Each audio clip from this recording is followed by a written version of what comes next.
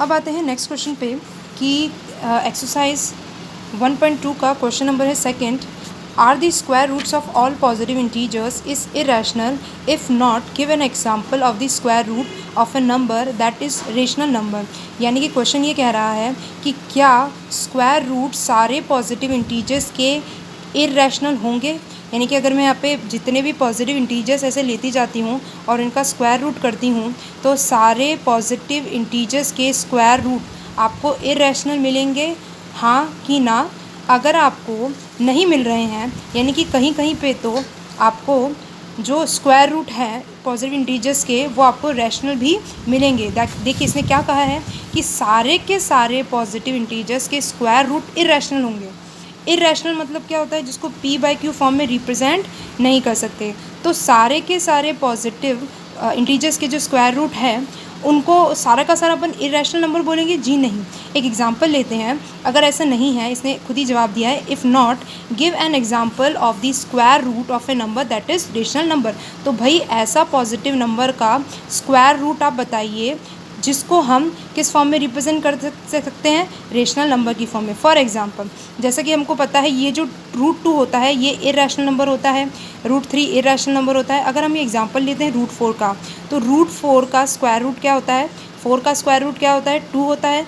अब ये जो 2 होता है इसको हम 2 कुछ नहीं होता नीचे तो 1 मानते हैं, तो 2/1 हमारा क्या है, एक रैशनल नंबर है। तो पॉजिटिव इंटीजर्स का स्क्वायर रूट हमने किया तो उसको हम एक रैशनल नंबर में एक्सप्रेस कर पा रहे हैं। तो ये भी क्या है, तो ये बात क्या है आपकी, बिल्कुल गलत है कि जो सारे के सारे पॉजिटिव इंटीजर्स हैं उसका स्क्वायर रूट आपको इरेशनल मिलेगा। देखिए कहीं पे आपको इरेशनल मिल रहा है और कहीं पे रेशनल मिल रहा है, कहीं पे आपको क्या मिल रहा है, इस तरीके से सोन चीज़ें जाएगी। आई थिंक यहाँ तक अब क्लियर है।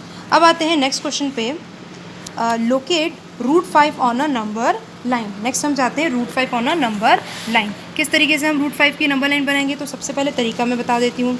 मैंने क्या बताया था कि बाय पाइथागोरस थ्योरम से हमें इसको √5 बना कैसे है, सबसे पहले ये बन सकता है 2 के स्क्वायर से प्लस 1 के स्क्वायर से। तो एक एक्सप्रेशन हम 2 लेंगे और एक अपन हाइट क्या लेंगे, 1 यूनिट। तो हमको क्वेश्चन समझ में आ गया कि √5 को अगर लोकेट करना है लंबा लाइन पे तो पाइथागोरस थ्योरम से सबसे पहले √5 को हम एक्सप्रेस कर देंगे √2 का स्क्वायर प्लस 1 का स्क्वायर आपको क्या देगा, √5। तो ये हमारा बेस होगा 2 यूनिट और 1 यूनिट हमारा होगा हाइट। तो क्या किया है, आप स्केल ले सकते हैं। स्केल आप क्या ले सकते हैं कि 1 यूनिट जो होगी मेरी 3 सेंटीमीटर की होगी। तो यहाँ पे आप क्या करेंगे, ये आप सेल्फ ट्राई कीजिएगा, मैं आपको एक्सप्लेन कर देती हूँ कि कैसे करना है। तो क्या करना है, यहाँ पे 0 से आपने स्टार्ट किया, यहाँ से कितना यूनिट लेना है बेस के अंदर, 2 यूनिट्स। तो यहाँ से 0 से 1, 1 से 2, 1 यूनिट 1 यूनिट, तो 2 यूनिट हो गई है। ये टोटल की टोटल कितनी होगी, 2 यूनिट्स। और यहाँ पे हमारे जो नंबर लाइन के अंदर जो गैप है ये कितना होना चाहिए, स्केल हमने क्या लिया है कि अगर ये 1 यूनिट है ये 3 सेंटीमीटर, ये भी 3 सेंटीमीटर, ये भी 3 सेंटीमीटर, राइट। इनका गैप हमने 3 सेंटीमीटर लिया है ताकि डायग्राम अच्छे से बन पाए।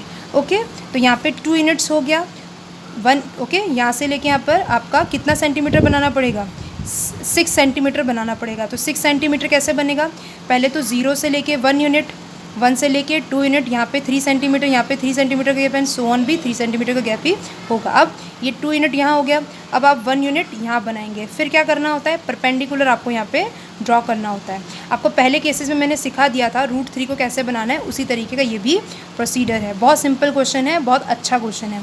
2 यूनिट्स ये रही और 1 यूनिट्स ये रही। देन आप क्या करेंगे, स्केल की हेल्प से इसको ज्वाइन कर देंगे एंड कंपास की नीडल को यहाँ पे रखते हुए इसको क्या कर देंगे, आप इस तरीके से ड्रॉ कर देंगे। आई थिंक यहाँ तक आपको ये चीज़ क्लियर है किस तरीके से करना है। यहाँ पे नीडल रखी, यहाँ पे कंपास रखा, राइट, पेंसिल की नोट यहाँ रखी, कंपास रखा और इस तरीके से यहाँ पे इसको ड्रॉ कर दिया।